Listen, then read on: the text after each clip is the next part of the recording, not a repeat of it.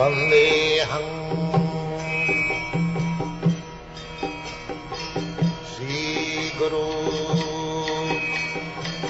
Sri Juta Padakamalam Sri Gurum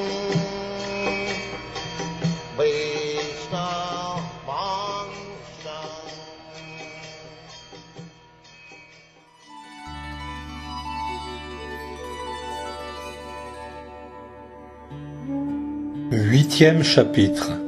Garbhodakasha et Vishnu créent Brahma. Maitreya Muni, le grand sage, dit à Vidura: la dynastie impériale du roi Puru mérite de servir les purs bhaktas, car tous les descendants de cette famille sont dévoués au Seigneur suprême. Tu es toi-même issu de cette famille, et je trouve merveilleux que par ton effort, les divertissements sublimes du Seigneur se renouvellent à chaque instant. Je vais maintenant parler du Bhagavad Purana, qui fut directement énoncé au grand sage par le Seigneur suprême en personne, pour le bien de ceux qui s'enlisent dans les souffrances extrêmes pour un plaisir négligeable. Il y a bien longtemps, animé d'un intense désir de savoir, Sanat Kumara, le premier des jeunes saints accompagné d'autres grands sages, s'est enquis comme tu le fais aujourd'hui des vérités qui ont trait à Vasudev, le Seigneur suprême, auprès de Sankarshan, qui demeure au fond de l'univers. À ce moment, Sankarshan méditait sur son Seigneur souverain, que les maîtres de la vérité reconnaissent en Shri Vasudev. Mais pour servir la cause du progrès des nobles et doctes sages, il entr'ouvrit ses yeux pareils au lotus, et se mit à parler.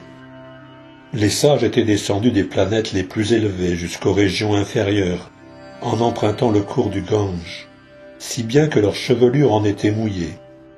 Ils touchèrent aussitôt les pieds pareils au lotus du Seigneur, que vénèrent au moyen de divers articles les filles du roi des serpents, lorsqu'elles désirent de bons époux. Les 4 Kumaras, avec à leur tête Sanat Kumara, connaissaient les divertissements absolus du Seigneur, et ils se mirent à le glorifier en déclamant avec rythme des poèmes choisis, empreints d'affection et de vénération. Alors une lumière étincelante irradia des joyaux qui ornaient la tête de Sankarshan, dont les milliers de capuchons étaient dressés. Sri Sankarshan révéla ainsi le sens profond du Srimad Bhagavatam à l'illustre sage Sanat Kumara, lequel avait déjà fait vœu de renoncement. Et à son tour, Sanat Kumara, lorsqu'il fut interrogé par Shankyayana Muni, lui révéla le Srimad Bhagavatam, tel qu'il l'avait entendu de Sankarshan. Sankyayana, l'auguste sage, était le plus grand de tous les spiritualistes. Et tandis qu'il dépeignait les gloires du Seigneur à la lumière du Srimad Bhagavatam, il advint que Brihaspati et Parashara, mon maître spirituel, l'entendirent. Tel qu'indiqué précédemment, le grand sage Parashara, sur le conseil de Pulastya Muni, me transmit le plus important des Puranas, le Srimad Bhagavatam. Et je vais maintenant te le narrer, à mon tour, tel que je l'ai entendu, mon cher fils, car tu m'es toujours parfaitement fidèle. À ce moment, alors que les 3 mondes étaient immergés dans l'eau, Garbhodakasha et Vishnu se trouvaient seuls, étendus sur la couche que forme l'immense serpent Ananta. Et bien qu'il semblât dormir, baignant dans sa puissance interne, libre de toute influence de l'énergie externe, ses yeux n'étaient pas tout à fait clos. Tout comme le bois dissimule la puissance du feu, le Seigneur étendu dans son énergie à la force intrinsèque qu'on nomme le Kala, reposait sur les eaux de la dissolution, submergeant tous les êtres dans leur forme subtile. Le Seigneur s'allonge ainsi dans sa puissance interne pendant 4000 cycles de 4 yugas, et, de par son énergie externe, il semble ainsi dormir sur l'eau. Lorsque par l'action de l'énergie qu'on nomme la Kala Shakti, les êtres vivants se manifestaient afin de poursuivre leurs actes intéressés, il vit son corps spirituel prendre un teint bleuté. La forme subtile de la création, sur quoi l'attention du Seigneur était fixée, se trouva agitée par la passion et sortit de son abdomen. Ainsi, le karma global de tous les êtres vivants prit-il la forme d'un bourgeon de lotus qui surgit de la personne de Vishnu, et qui, par la volonté suprême du Seigneur, éclaira toutes choses, comme le soleil, puis tarit les grandes eaux de la dévastation. Alors, Shri Vishnu, l'âme suprême, pénétra lui-même dans ce lotus universel, et quand celui-ci fut imprégné de tous les attributs de la nature matérielle, celui qui incarne la sagesse védique et qu'on dit né de lui-même, se manifesta. Brahma, qui venait de naître du lotus, ne pouvait voir le monde bien qu'il se trouvât au centre de la fleur. Il fit donc le tour de l'espace en jetant son regard dans toutes les directions. Il acquit 4 têtes, une pour chaque direction. Situé sur ce lotus, Brahma ne pouvait réellement percevoir ni la création, ni le lotus, ni lui-même. Puis au terme de l'âge, le souffle de la dévastation commença d'agiter les eaux, et avec elle, le lotus, créant de hautes vagues déferlantes. Dans son ignorance, Brahma se prit à réfléchir. Qui suis-je au sommet de ce lotus? Et sur quoi repose-t-il?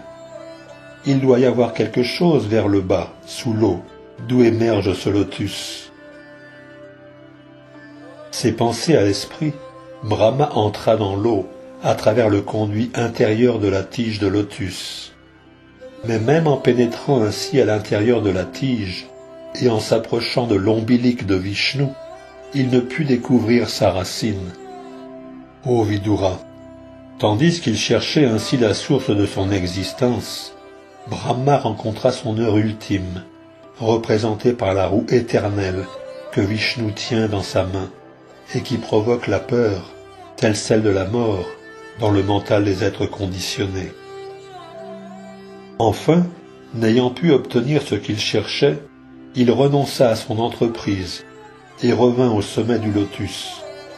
Puis, maîtrisant ses fonctions vitales, il fixa ses pensées sur le Seigneur suprême. Lorsque s'acheva sa méditation, après 100 de ces années, Brahma acquit le savoir qu'il recherchait, en conséquence de quoi il put voir en lui-même dans son cœur l'être suprême, qu'il n'avait pu jusqu'alors percevoir, malgré les plus grands efforts. Brahma put alors distinguer sur l'eau, telle une immense couche blanche, semblable à un lotus, le corps de Sheshanag, sur lequel était allongé, seul, le Seigneur suprême. L'atmosphère tout entière resplendissait de l'éclat des joyaux ornant le capuchon de Sheshanag, et la lumière ainsi produite dissipait toutes les ténèbres de ces régions. La splendeur du corps spirituel du Seigneur se jouait de l'éclat de la montagne de corail. Le ciel au crépuscule habille certes à merveille ce pic corallien, mais la robe jaune du Seigneur raillait sa beauté. Son somme est couvert d'or, mais le casque du Seigneur incrusté de joyaux le rendait ridicule. Les cascades tombant sur les flancs de cette montagne, ses herbes et ses plantes, ainsi que ses 1000 bouquets de fleurs, la parent telle des guirlandes. Mais le corps majestueux du Seigneur, avec ses bras et ses jambes ornés de joyaux, de perles, de feuilles de tulasi et de colliers fleuris, tournait en dérision ce paysage de montagne. Son corps divin aux dimensions infinies occupait les 3 systèmes planétaires, inférieur, intermédiaire et supérieur. Sa forme resplendissait de l'éclat incomparable de sa vêture et de ses ornements variés. Le Seigneur dévoilait ses pieds pareils au lotus en les soulevant. Ils sont à l'origine de toutes les bénédictions obtenues à travers la pratique du service de dévotion, libre de toute souillure matérielle, par ceux qui l'adorent animés d'une dévotion pure. La splendeur des rayons spirituels émanant de ses ongles pareils à des lunes les faisait ressembler à des pétales de fleurs ornant ses mains et ses pieds. Par son merveilleux sourire, il montrait également son appréciation pour le service que lui offrent ses dévots, et réduisait à néant leurs souffrances. Si doux les reflets de son visage, agrémentés de part et d'autre d'ornements d'oreilles, éblouissant par la radiance de ses lèvres, par la beauté de son nez et de ses sourcils. Mon cher Vidura, une étoffe jaune comme la poussière safranée de la fleur de Kadamba couvrait sa taille, qu'entourait une ceinture richement ornée.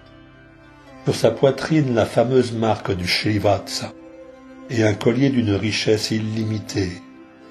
Tel un santal chargé de fleurs et de branches odorantes, le corps du Seigneur était décoré de joyaux précieux et de perles. Lui, l'arbre qui n'a d'autre support que lui-même, et qui domine tous les autres dans l'univers. Et de même que le santal est couvert de serpents, les capuchons d'Ananta surplombaient le corps du Seigneur. Comme une grande montagne, le Seigneur est le refuge de tous les êtres mobiles et immobiles. Il est l'ami des serpents, car il a pour ami Sri Ananta. Et telle une montagne ornée de milliers de pics dorés, le Seigneur se trouvait surplombé par les milliers de capuchons casqués d'or d'Anantanaga. De même qu'une montagne regorge parfois de pierres précieuses, le corps divin du Seigneur rutilait sous les feux de joyaux précieux. Enfin, le Seigneur est parfois baigné par les eaux de la dévastation, tout comme la montagne par l'océan. Tandis qu'il voyait ainsi le Seigneur comme une montagne, Brahma en conclut qu'il était Hari, la personne souveraine. Il observa également que la guirlande de fleurs qui tombait sur sa poitrine avait une apparence merveilleuse et le glorifiait par de doux chants védiques. Le disque Sudarshan, son arme, le protégeait, et même le soleil, la lune, l'air, le feu ne pouvaient l'approcher. Lorsque Brahma, l'artisan de la destinée universelle, découvrit ainsi le Seigneur, il porta en même temps son regard sur la création. Il vit alors le lac formé par le nombril de Vishnu, la fleur de lotus, les eaux de la dévastation, le firmament, et l'air se desséchant. Tout se dévoila à ses yeux. Brahma alors, saturé de passion, fut incité à créer. Après avoir contemplé les 5 causes de la création que lui indiquait le Seigneur suprême, il se mit à lui offrir de respectueuses prières en vue d'acquérir l'esprit créateur. Ainsi s'achève le 8e chapitre du 3e chant du Srimad Bhagavatam, intitulé Garbhodakashayi Vishnu Kré Brahma. Hare Krishna, Krishna Krishna, Hare Hare, Hare Rama,